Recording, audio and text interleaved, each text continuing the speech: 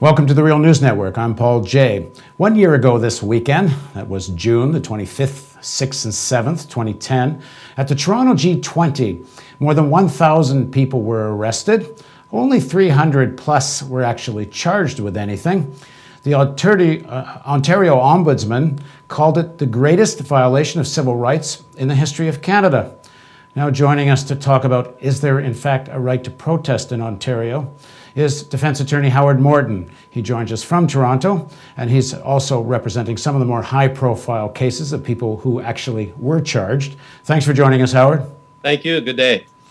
So what happened those 3 days, essentially, just quickly for if there's people in our audience that don't know the story, there was a demonstration of about 20,000 people, particularly on the Saturday. A group of maybe 200-300 people broke off from the demonstration at some point. They used what's been called a black bloc tactic. They broke some windows on the main street called Yonge Street. They torched a few police cars that some people say seem to have been left there in a strange way for quite a period of time. But more than 700 people who certainly weren't involved in that, and probably closer to 900 or 1,000 people who were not involved in any of that, what they call direct action or black bloc tactics, were arrested. So, Howard, can all this happen again? Has anything been learned? Has anything been changed in the legislative framework? Have the police acknowledged anything that would lead you to think it won't happen again? I don't think those in power, Paul, have learned anything from this at all. As you're aware, both the provincial government in Ontario and the federal government in Ottawa have refused to have any sort of comprehensive public inquiry so that we can get to the bottom of how all this happened in the first place.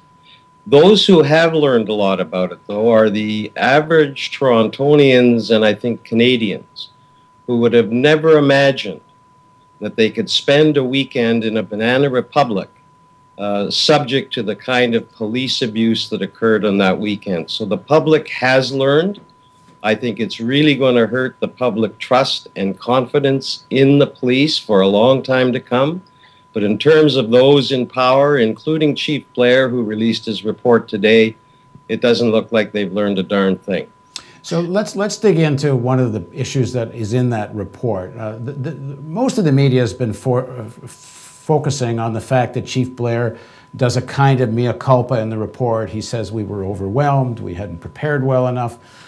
He's also said that this tactic of kettling, where hundreds of police surrounded hundreds of people, at least on one or more occasions, and just held them there for hours. He said they won't do that again.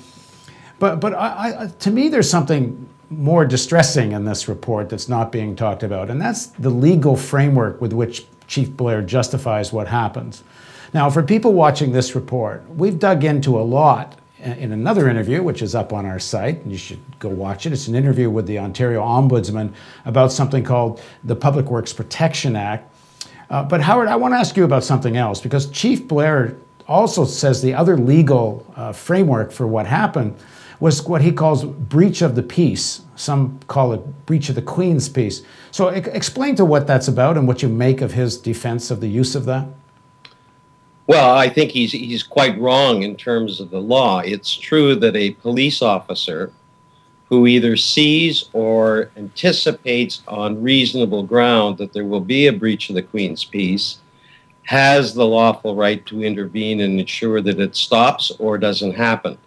But what you had during that weekend, Paul, were hundreds, if not thousands of people who were in areas far away from the summit fence, minding their own business, who were approached by police officers, demands were made of them, their property was searched, their clothing was searched, and they were subject to a great deal of police abuse. There was no breach of anybody's peace except on the part of the police officers. There are numerous instances that we know of, that we've reported on, and much of the media has reported on, of demonstrators or protesters who were literally sitting, sometimes singing Kumbaya or with peace signs up, and they're arrested for breach of the peace or breach of the Queen's peace. What the heck is a definition of breach of the peace?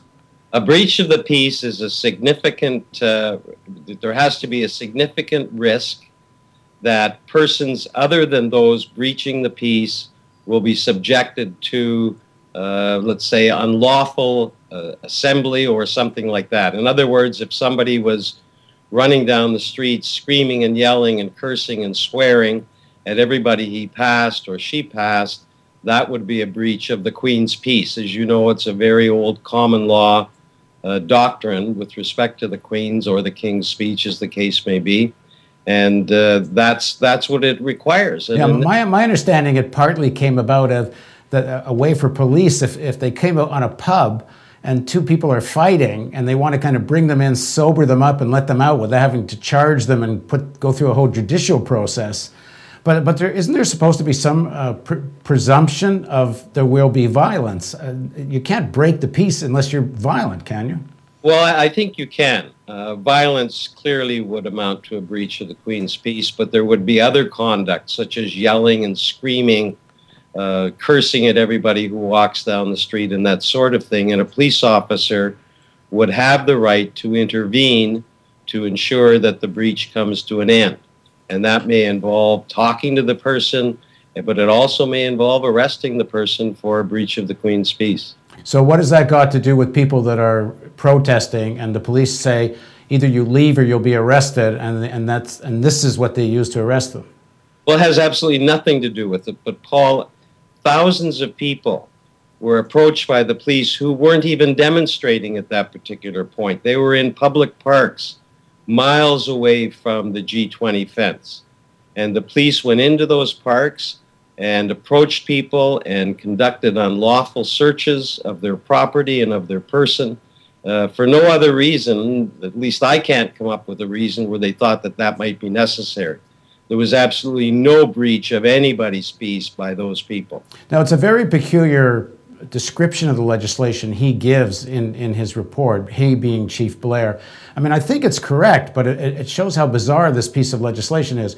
He says that under the criminal code, they have the right to use this act to arrest people, but he says then there's actually nothing in the criminal code that allows people to be charged with anything. So how can you be arrested for something you can't be charged with?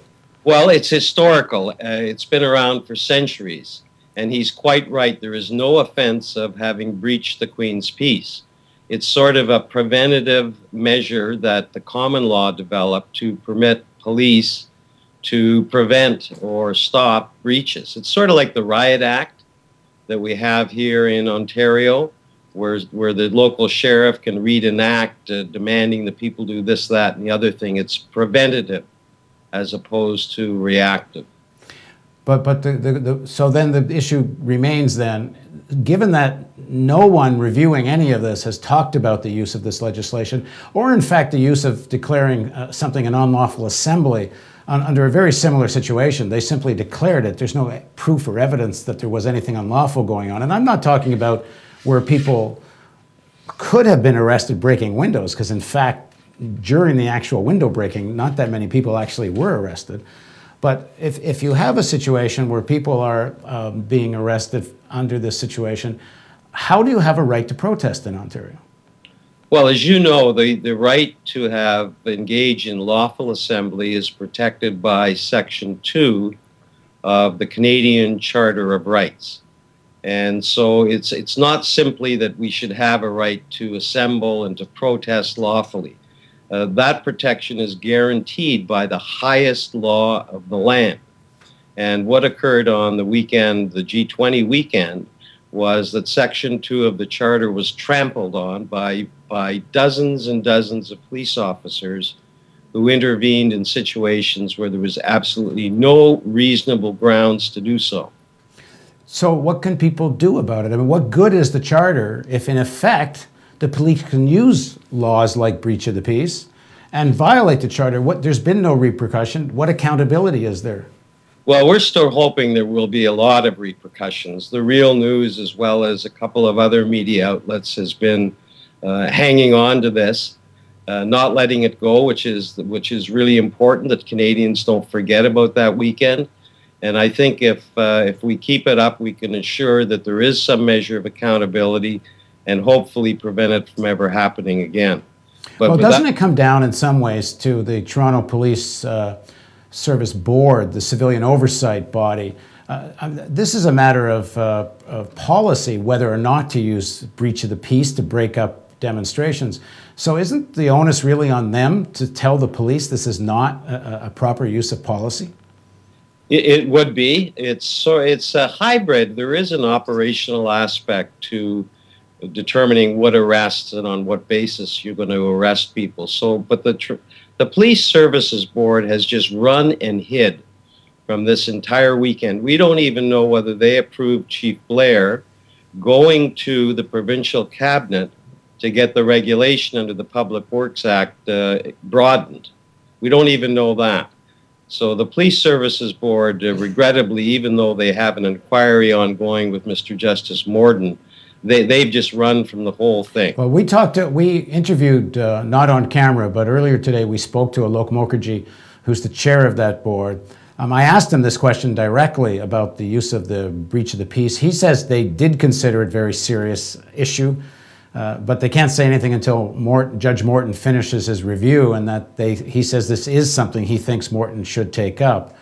But again, who else can tell the police that you actually have to follow the charter? Well, there's no one else except in specific court cases where judges can certainly tell the police. But what effect that has on police forces, I have no idea. Usually it doesn't have much effect at all unless evidence is excluded because of charter breaches. But the Canadian public has become aware for the first time, and particularly here in Toronto, of what the police are actually capable of. As you know, I was a prosecutor for a lot of years, and when I became a defense counsel, I would talk to my neighbors and say what certain clients had told me, not specifically, and I'm sure my neighbors just thought, oh, well, Howard's a defense lawyer, let's humor him. That particular weekend, captured on video and still being examined 1 year later, I think has taught a lot of Canadians that our democracy is not as safe as we might have thought it was, that anything is capable given a certain set of circumstances in this country. Thanks for joining us, Howard. Thank you. And thank you for joining us on the Real News Network.